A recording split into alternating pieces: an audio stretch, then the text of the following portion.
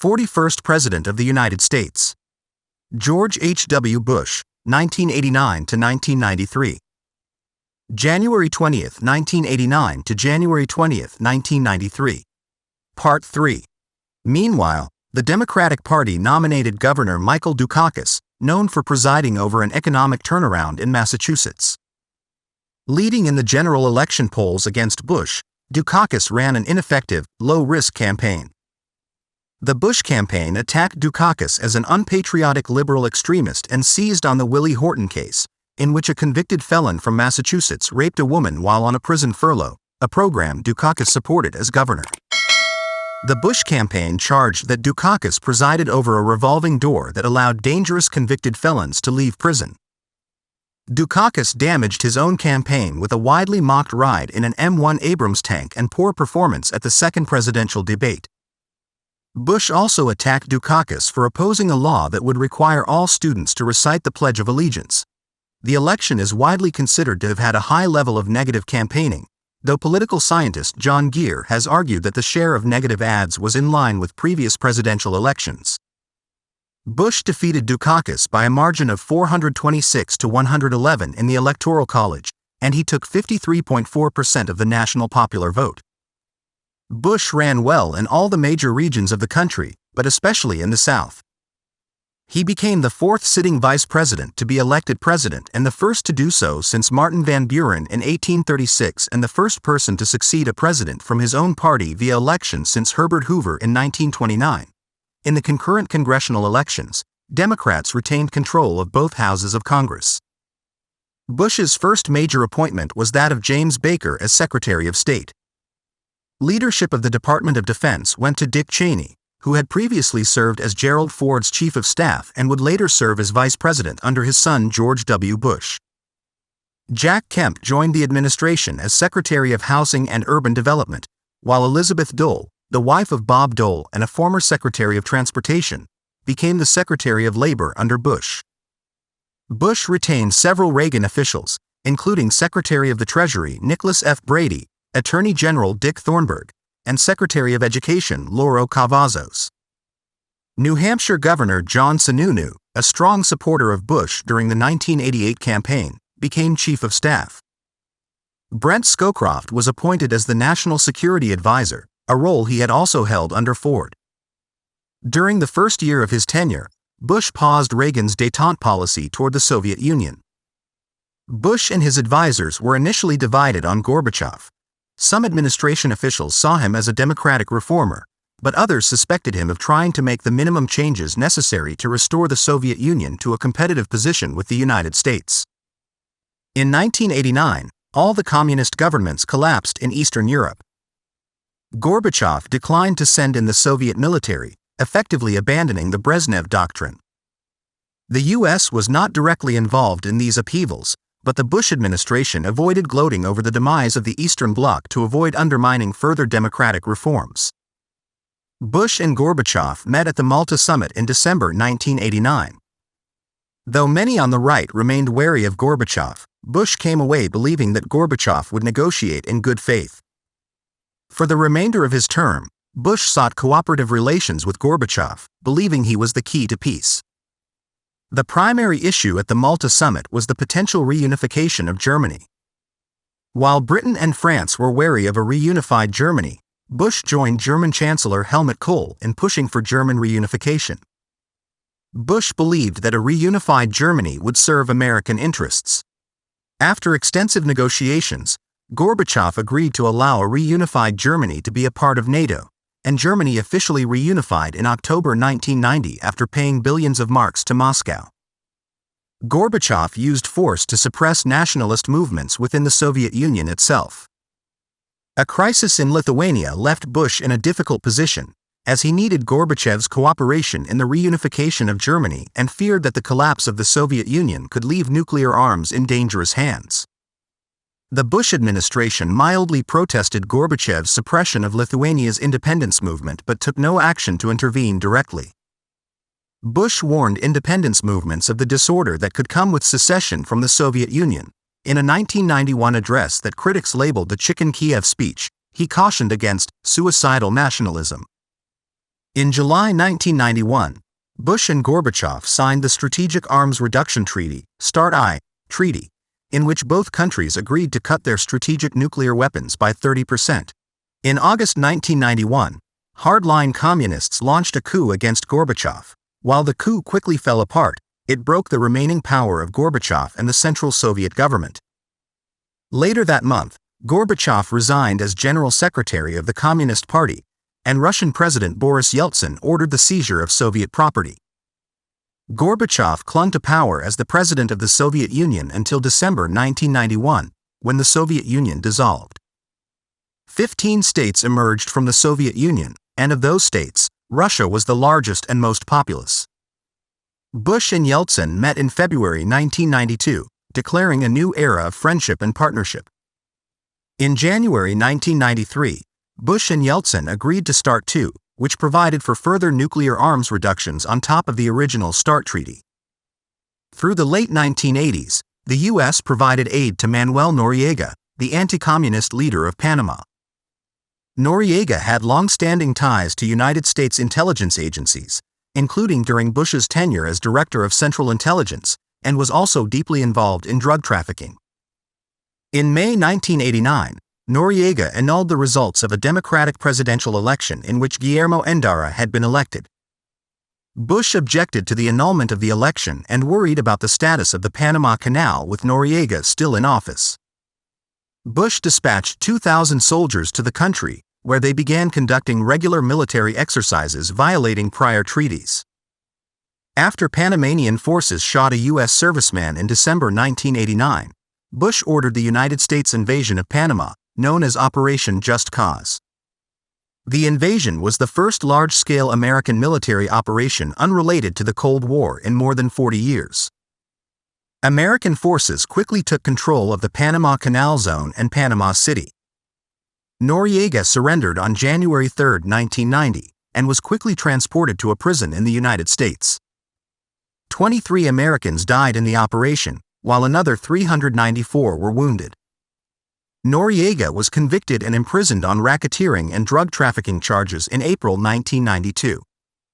Historian Stuart Brewer argues that the invasion represented a new era in American foreign policy because Bush did not justify the invasion under the Monroe Doctrine or the threat of communism, but rather because it was in the best interests of the United States. Faced with massive debts and low oil prices in the aftermath of the Iran-Iraq War, Iraqi leader Saddam Hussein decided to conquer the country of Kuwait, a small, oil-rich country situated on Iraq's southern border. After Iraq invaded Kuwait in August 1990, Bush imposed economic sanctions on Iraq and assembled a multinational coalition opposed to the invasion.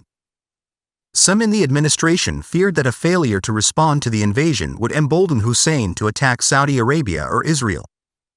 Robert Gates attempted to convince Brent Scowcroft that Bush should tone down the rhetoric, but Bush insisted it was his primary concern to discourage other countries from unanswered aggression.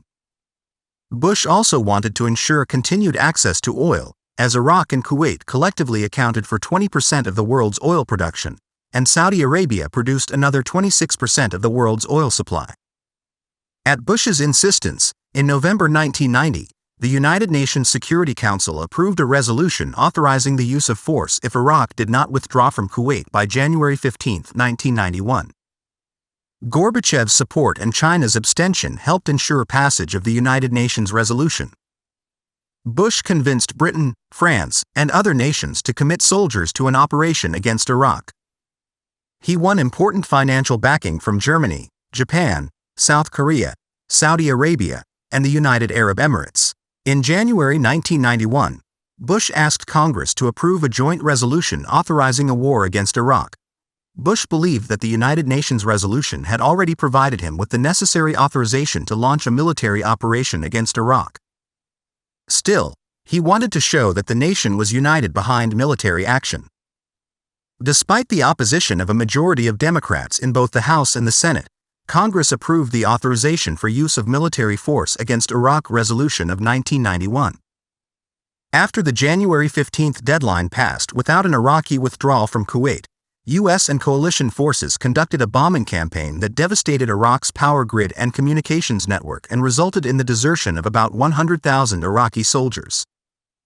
In retaliation, Iraq launched Scud missiles at Israel and Saudi Arabia, but most missiles did little damage. On February 23, coalition forces began a ground invasion into Kuwait, evicting Iraqi forces by the end of February 27. About 300 Americans and approximately 65 soldiers from other coalition nations died during the military action. A ceasefire was arranged on March 3, and the United Nations passed a resolution establishing a peacekeeping force in a demilitarized zone between Kuwait and Iraq. A March 1991 Gallup poll showed that Bush had an approval rating of 89%, the highest presidential approval rating in the history of Gallup polling. After 1991, the United Nations maintained economic sanctions against Iraq, and the United Nations Special Commission was assigned to ensure that Iraq did not revive its weapons of mass destruction program. In 1987, the U.S. and Canada reached a free trade agreement that eliminated many tariffs between the two countries. President Reagan had intended it as the first step towards a larger trade agreement to eliminate most tariffs among the United States, Canada, and Mexico.